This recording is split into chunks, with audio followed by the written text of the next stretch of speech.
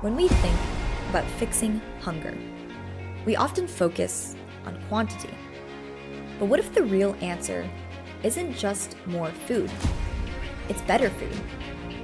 And what if the real transformation begins not in the emergency room, but in a garden bed? Stacey Antine, and I'm a master's in food and nutrition, and I'm the founder of Health Barn. Stacey didn't start on a farm. She started in corporate PR, but something didn't sit right. During one of my classes, the professor had said, this would be the first generation of children that would not outlive their parents based on lifestyle. And I was kind of like, did anybody, like I was so stunned.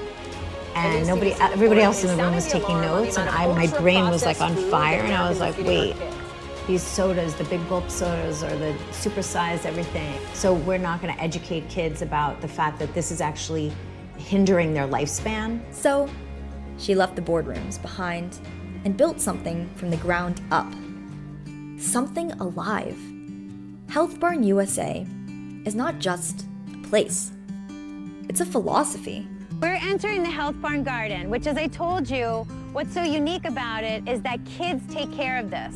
Stacey Antine is living her dream. After a successful career in public relations, she traded her power suit and big city office for blue jeans and a barn. Health Barn USA is the result, a hands-on program to teach children and families about organic farming and nutrition.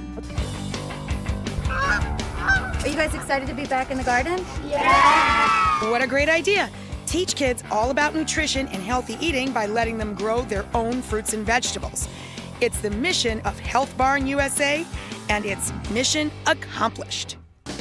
What makes Health Barn different is the kids are naturally growing their own vegetables. I wanted to create a place where kids could actually be excited about fruits and vegetables. What I want you to do is pick a Brussels sprout and eat it. Research is pretty powerful at 3 years old that if you start exposing them to different fruits and vegetables, trying it multiple times, that these are habits, because these are all habits that form. It's much easier to form a habit at 5 than it is at 40. You should definitely start at an early age so you develop this foundation of knowing to eat healthy, which foods are good for you, which are not. So I think that's definitely important to start from an early age. At Health Barn, children don't memorize food groups. They dig them up. We just installed an organic orchard with fruit and nut trees. So you get kids excited about growing food that's not coming from a factory. I remember chopping carrots. I picked them straight out of the garden, and the carrots tasted so fresh and nice, and they tasted really good straight out of the garden. And it works. One child learns veggie chips come from a factory, not a plant. Another trades graham crackers for carrots. So it's about trying and exposure, but it's also about learning. Okay, for a child, it's so simple. It's like you go out to the garden, you pick a carrot, you bite it, and you're like, I tried it.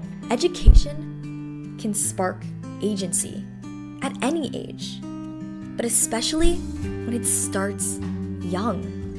We have to teach people skills, not only nutrition education, which is important. We have to start teaching skills. Even now at Health Barn, when we're pulling things from the garden, we have to teach them, you don't put water on food that isn't going to be served on vegetables. You have to be able to peel the onions a certain way to keep them so they're not rotting. We did a lot of activities making and preparing healthy foods and learning about healthy snacks and what we should choose to eat. In 3rd grade, working with them on a hydroponics lesson teaches at a young age the pride of sustainability and growing food for their family. This is about giving families not just food, but knowledge. You can't fault a child for choosing soda over water unless you teach them why. Nature will never go wrong. We can't go wrong with nature.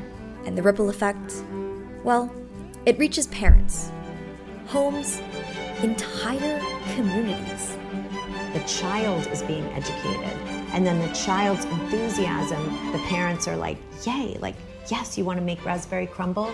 Or you want to make a smoothie today, the rainbow swirly smoothie? Great. A melon fresh from the garden. Have you ever had this experience? No. And is it good? Yes. Is it, like, how good is it? It's great. It's better than the one from the supermarket. And that is a honeydew melon. Did you know that? Yes. Great. Do you know what vitamin it's high in? No. High in vitamin C. Well, whatever vitamin it has in it, it sure tastes good. We've been trained to think that labels like natural or low fat means good for you. But what if we taught people how to look deeper? You have to look at the ingredient list. You have to see, what's in my food, because I really don't know. Nutrition should always be at the center of any conversation about food, because we are what we eat. So if you're not eating well, eventually it's going to catch up with you.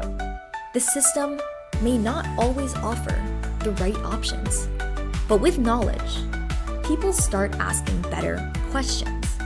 They start reading labels. They start packing their lunches, and they start to support each other. If we learn, like someone share an article about how you should not eat a particular thing, we're all gonna stop eating it. When you teach a child or a parent how to make one better choice, that's not just nutrition, it's transformation. It's important. We're teaching people to do things. The old saying is, if you give someone a fish, they'll eat for today. If you teach a man to fish, he'll eat every day. Education is the only real empowerment. If you don't give them knowledge, you can't empower them. And you can't expect them to make healthy choices with no knowledge. Maybe it starts with a seed.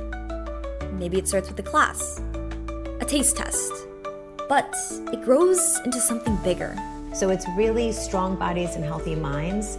That's our slogan, and that has not changed. And maybe one day, food won't just be a product that we consume or a crisis that we can fix, but food can be a right that we nurture.